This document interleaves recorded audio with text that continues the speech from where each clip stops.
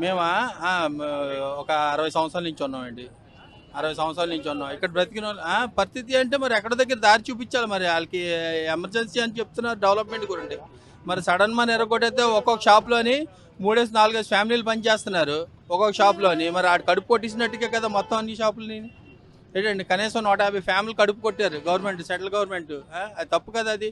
అది కాక ఇక్కడ మేము ఉన్నాం కాబట్టి ఇక్కడ దొంగతనాలు గట్రా ఇవి జరగట్లేదు ఇక్కడ. ఆ పోలీస్ స్టేషన్ రికార్డులో కొంచెం చూస్తే ఎన్నో దొంగతనాలు అవుతాయి ఇక్కడ. ఏంటంటే మటర్లో దొంగతనాలని. అక్కడ రైల్వే స్టేషన్ మీద ఎవరైనా పాస్కి వెళ్ళినా బాత్రూమ్కి వెళ్ళినా సరే వాళ్ళు కొట్టేసి శుభ్రంగానే ఆ డబ్బులని దొప్పుకెళ్ళిపోయిన రోజులు ఉన్నాయి. మేము ఉన్నాం కాబట్టి దాన్ని బట్టి మీకు ఇక్కడ కంట్రోలింగ్ అవుతుంది. ఇక్కడ మేము లేవనుకోండి ఇక్కడ దొంగతనాలు ఎక్కువైపోతాయి. బ్రిడ్జ్ దగ్గర వాటర్ నిండిపోద్ది, ఇక్కడ బ్రిడ్జ్ డౌన్లోని వాటర్ నిండిపోయింది అనుకోండి.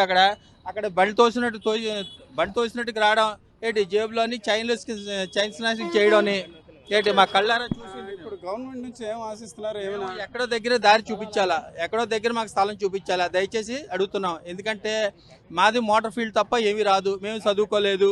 ఏంటండి మాకు ఎడ్యుకేషన్ లేదు. మాకు ఎక్కడో దగ్గర దారి చూపించాలని కోరుకుంటున్నాం మేము.